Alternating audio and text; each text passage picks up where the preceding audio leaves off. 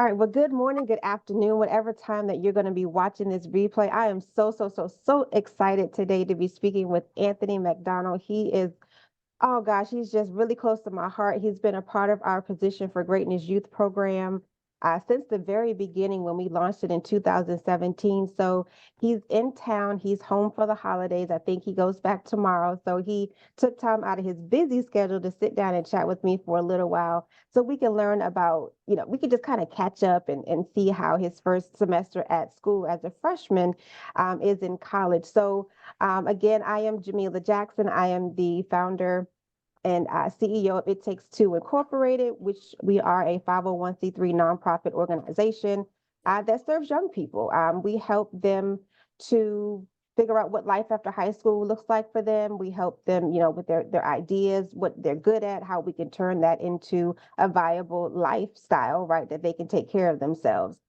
So again, our Position for Greatness Youth Program actually helps them to do that. Our scholarship program is awarded to students that live in single parent homes in grades 4 through college, up to age 26, and we pay for things such as school supplies, books, uniforms, academic and sports registration fees, laptops, internet, tutoring, whatever it is that that child needs for that entire school year, he or she is supported. And we have awarded 36 scholarships to date, totaling over $13,000. And our new scholarship season opens up on April 1st. So we're really excited about all that 2024 has to give. So please be sure to check us out at www.ittakes2inc.org. Now, back to you, Anthony. So let's just fill me in. Like, how has it been? What has the transition been like for you? Going through high school, leaving home, and you're on your own now. Like, what has that been like for you? So there were many things that were good about it, and many things, well, not as many things that were bad, but there were, of course, some downsides of it. But I would say it was not a big transition. I've been pretty independent all my life. I've, never really needed a tutor or anything like that. I've always tried to find my own resources for stuff like that. So jumping into college, it was a lot easier, I would say, for me. Um, because it sort of gave me the independence I need while also allowing me to explore the resources I had open to me. Um, so I would say that was an easy challenge. Maybe there were a couple of downsides. I would say, of course, a whole new area.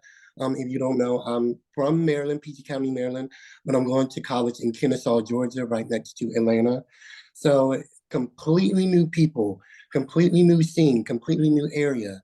It was a huge change, but it was definitely enjoyable. Um, and yeah, I feel like those were two drastic parts of the transition between high school and college. Okay. And so share with us how you prepared for this transition, right? Because like I said, you've been with us since 2017 and you were with us until you graduated recently. So over the course of those years with us and, going on the college tours and talking about things that you're good at one point you loved cooking, you wanted to be a chef. And then I knew that you were always into drama though. So what did that look like for you when you were like, okay, this is what I'm going to focus on. This is what my college career is going to be about? Yes. So if it's one thing I can definitely say, like as a piece of advice, it's to prepare early. Start early rather than later, or start sooner rather than later. Um, I did, like you said, I did want to be a chef or something culinary and stuff like that. But there was a moment in my high school years where I um, found the passion of drama and theater and the arts. And then I'm now majoring in theater and performance studies at my college. So a part of that preparation was figuring out and locking in what I wanted to do.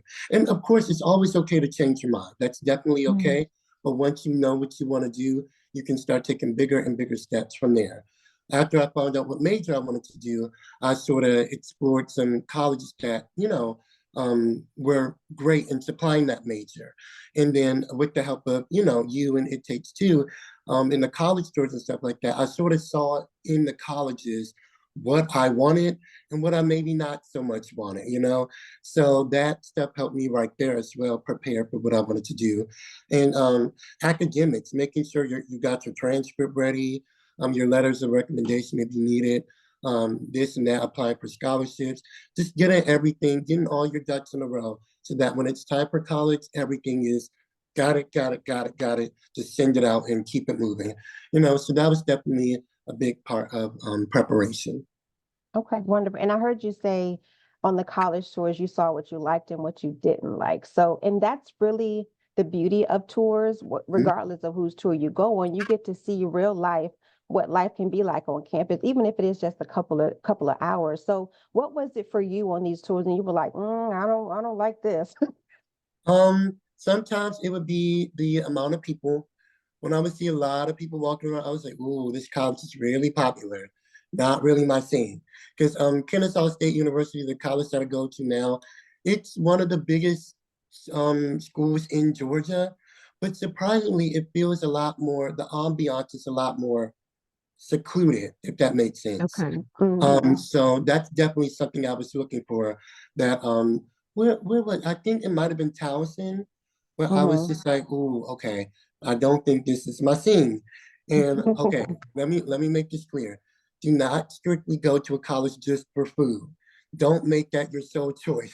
But sometimes when we ate lunch at the colleges, I would just be like, "Uh, I don't think I can eat here every day. So that was another thing. And sometimes just the ambiance. It might have been a great college, but just not the right scene for me. Yeah, absolutely. And those are the questions, we have to ask ourselves. As young people, you have to ask yourselves and talk to your parents about this and, discuss what you want to, because you have to live this life for 4 years or more, right? So Right, it's got to be something that you want to do. You're going to excel at it. So sometimes it doesn't always align with what mom and dad and everyone wants to do.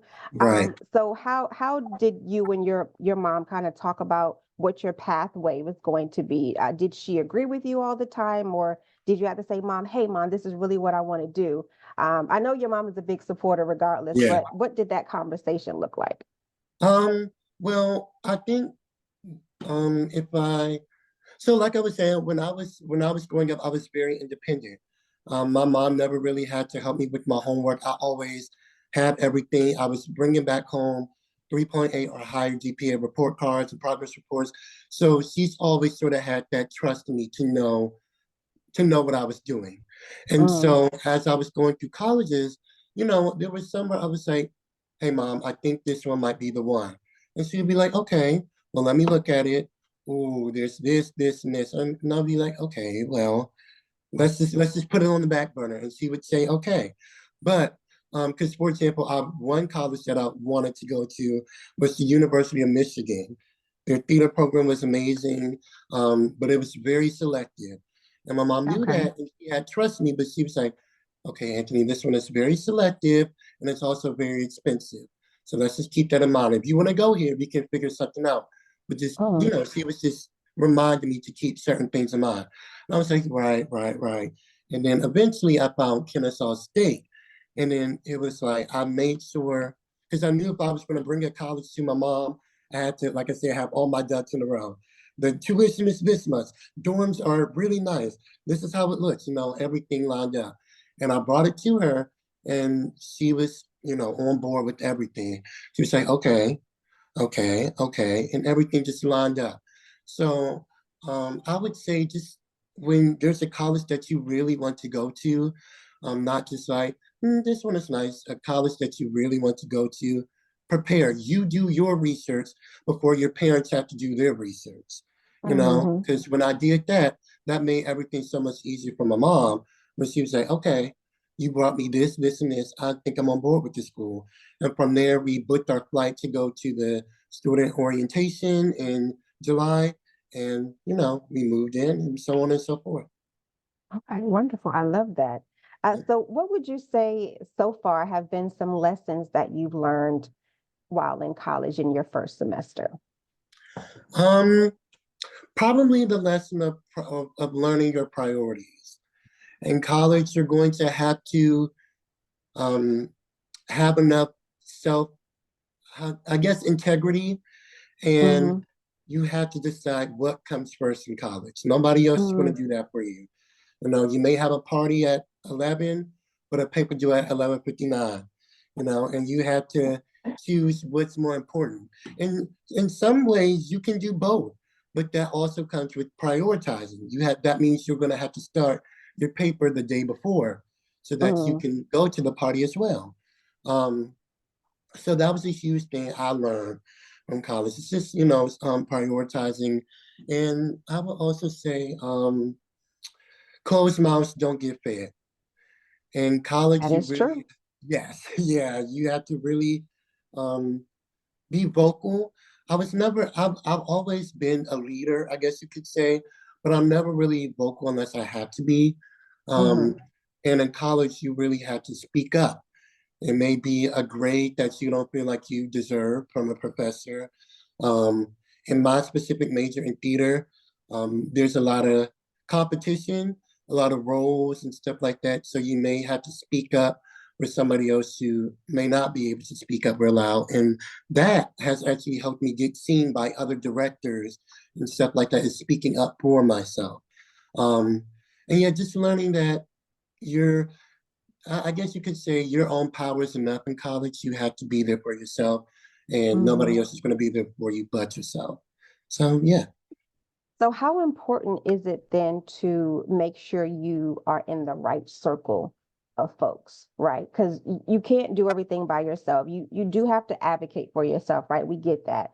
But when you're on a college campus or even at work or wherever you're at, how important is it to make sure you have the right people around you to help you be successful? Yeah, it's very important, like very important. But on that note, I also want to add that it is completely okay to have that moment where you are in the wrong circle, because in college Mm, it's all about building bonds and relationships and learning and stuff like that. And I had to go through that too. I had several people that I met in college, so I would say, oh, okay, I think I need to cut you off. And that's mm, completely okay. That's a part of the college life, but it's also just mm. as important to make the decision to cut that person off and find somebody who's going to support, uplift you, be there for you and stuff like that. And it's also important. So I've met way too many people where they were just like, I'm not really looking for friends. I just want to let them find me, which I guess is okay. But those 4 years or however many years in college is about reaching out and using those opportunities to meet like-minded people. So yeah, use that time to find similar people to you and who want to build in your craft and want to expand together. Wonderful. So I think it was sometime last year, your mom shared with me about a play that you were in. So let's talk about the drama. Let's talk about the plays. Let's talk about the things that you participated in and your characters and your roles. Can you share a little bit more about that? Yeah, so I'm actually very, very, if I could boast for a little bit, I'm very, Of very, course you can. okay, good. I'm very, very proud of myself because normally freshmen at my college, it still is a very competitive college for the theater department, but normally freshmen aren't cast in, we call them main stage shows. We have Hmm. two big theaters in our shows that in our college that seat about upwards of 800 people. And so I was cast in both of the shows my freshman year. And that's not really normal for freshmen. So I was very proud of that. Congratulations. Well, they didn't Thank know you. Anthony was coming. They I'm not didn't know. surprised. They They didn't wasn't know. ready. Right. So yes, it was definitely a huge but it was a great feeling. It taught me a lot about so many lessons were learned. Integrity, determination. Our first show was a show called August Wilson's Jitney. It was a straight play. It's written by famous Black playwright August Wilson. And I was an understudy for two of the lead characters. And then the second show was Rent, the musical Rent, and I was the understudy for Collins. And it was just such a great experience. I don't know, it was just a lot of determination. I really put my all into it. I got to really dive into theater, figure out backstage, and I got involved in a lot of student organizations. I'm music director for the student company for musical theater at our school. I'm a member of our improv society at our school, and I'm in two other organizations. I'm a liaison, which means I'm sort of like the spokesperson for all the freshmen, well, now sophomores or class of 2026. And I'm currently in an organization called Colors, which is basically a poetry, dance, singing, just a freelance artist type of organization. And I'm about to be on the e-board for that society. So I got to make so many connections through the shows and learn discipline and stuff like that. And last semester, I made my debut as my first lead role as Tauntaun Julian in our production of Once in This Island. So I'm so it was so surreal. excited. Yeah, my whole family Oh, came down and sat front row, and it was just so surreal. It was just such a heartwarming moment. It felt like all my hard work paid off, you know? yeah, of course. Well, I have to say, I'm not surprised by anything that you've just said. Like I said, we've watched you since 2017. You've always been a go-getter. You've always been proactive. You've always been very articulate and very clear on Yeah, who you are and what you stand for. So I'm not surprised by that at all. But I'd love for people to pat themselves on the back. So there's no harm in doing that. They call it humble brag or whatever, but it's good to share what you are, who you do, what you bring to the table. And so, yeah, sometimes we got to clap for ourselves and say, you know what, I did that. Right. right, right. So I'm so glad that you are just taking that full on. And you mentioned the clubs that you're a part of. And I think that's a big thing for our rising or graduating seniors, rather, to know is that you got to get involved, right? So that is Yeah, a huge aspect of college life, whether it's a community college or wherever you're at, to get into the fabric of that school and that environment and that space so that you can learn and make those lifelong connections, like you said. So I'm glad to hear that you're involved in that way. Just a couple of more minutes here because I know you got to yeah, get back to your family because I know yeah. you're going to be heading back soon. But for those who are looking to, they're trying to make the decision. Is college for me? Is it not for me? Should I work? Should I do trade school? Should I, take a gap year? What advice would you give those students who don't quite yet know what their next step is going to be? And these are students who are set to graduate this spring. I feel like it's sort of weird. Once you get it, you'll get it. If that Okay. makes sense. Sometimes there's a moment where you may see somebody or like you're scrolling on Instagram and you're finding some interesting stuff about your major. Like this major is now being taught at your nearest college. And that may be like it's almost like, what's it called? Like just like a sign, I guess. Hmm. It's like, wow, okay, I think I really want to do that. And then you start fighting for it.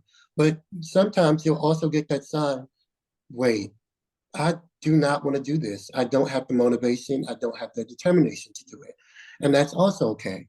But the biggest thing is just trusting your gut and knowing that your decision is valid, with whatever you choose. Um, Right. it's also important to talk to your resources, talk to your parents, talk to your counselor at school, talk to you, Mr. Miller, and just say, hey, I'm looking for these things, but I, if I just don't know if this is the right time.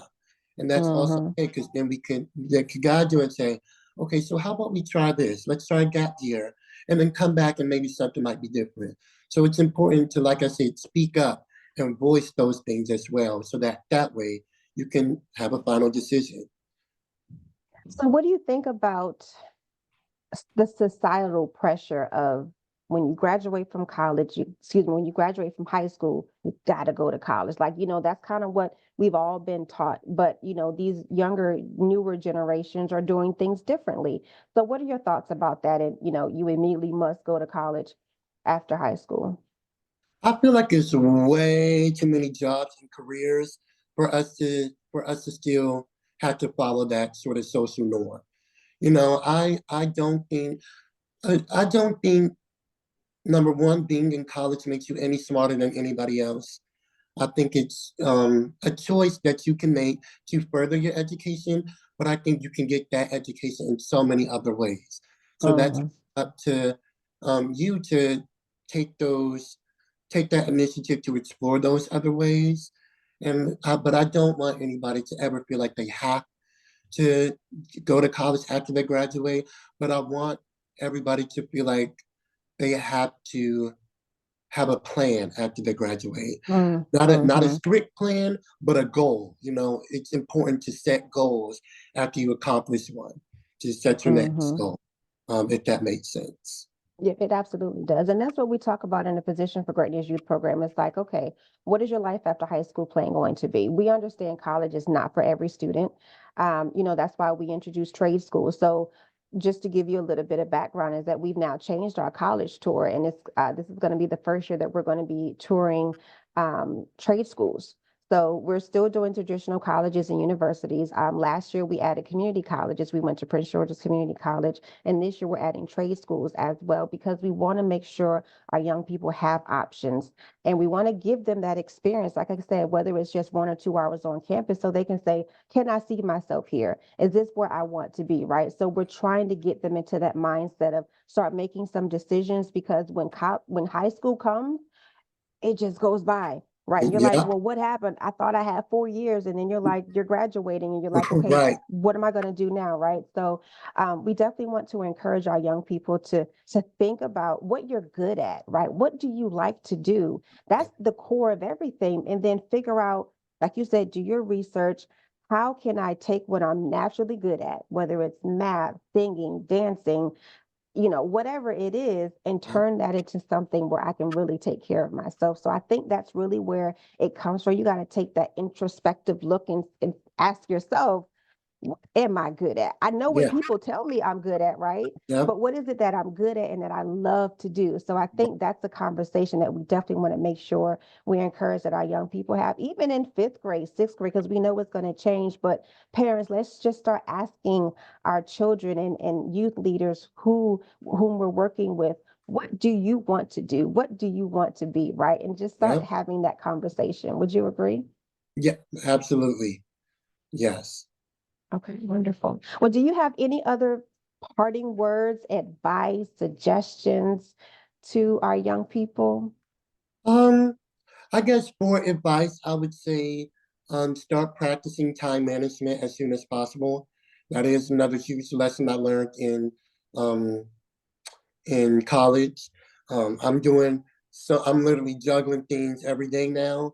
So it's important to get a planner, get an organizer, get a schedule, get a planner, use your notes, something so that you can organize all your tasks and stuff like that. And another thing that I just think it's important to share that I feel like I didn't hear often enough when I was in high school is that it's sort of weird. Your grades do not define you. Your grades don't define you. It doesn't represent who you are. It's always important to get good grades or the best grades that you can get. But in college, there are going to be things that happens. A professor might be do something a little shady, or you might slip up and miss an assignment one day, get a planner, or something, might just something just might happen. But do not let one missed assignment or grades define who you are. It does not represent yourself or your self-worth. In high school, made my whole life about my grades and everything revolved Mhm. around my GPA, what my grades were. But although grades are important and always strive to get good grades, never let that define who you truly are. So yeah, just thought I wanted to share that. No, that's really good, and thank you for sharing that. And what I would also add is when you're in your even middle school and definitely high school, adding other things to your college resume or your academic resume. So, giving back, volunteering, through our program, you've earned Yeah. service hours, feeding the homeless and stuffing book bags and things along those lines. So, do you think that your extracurriculars helped you as well when you were filling out those scholarship applications? I feel like it did. Yes, and it was more of a personal learning Mm. opportunity for me too. It taught me a lot about. I feel like those right there helped me for college as well, is because I do take part in some voluntary service at my college now, and I feel like it taught me about extending myself and always reaching out an open hand and stuff like that. But yes, it Mhm. always looked great when I was putting that on resumes and stuff like that. Um, yes, but I also feel like it was a personal learning experience too. Yeah, absolutely. Absolutely. Well, Anthony, thank you so much for taking Yeah. time to chat with me. We're going to do this again soon, and Georgia is home for me. So I'll let you know if I'm coming down there. I'll stop by if I can. But I want to Okay. just say we're so, so, so proud of you. We cannot wait to see all the things that you'll do. I'm going to see you on Broadway, I'm sure. We're going to claim that Yeah. right now. I'm going to see you. Just make sure Miss J gets a ticket, please, Oh, sir. oh, you got a ticket. Yeah. Yeah. All right. Well, thank you so much. And tell mom and sisters I said hi, and we'll definitely chat soon. Okay. Okay. Thank you so much, Miss Amelia. You have an awesome day. Okay. You do the same. Thanks so much. Bye.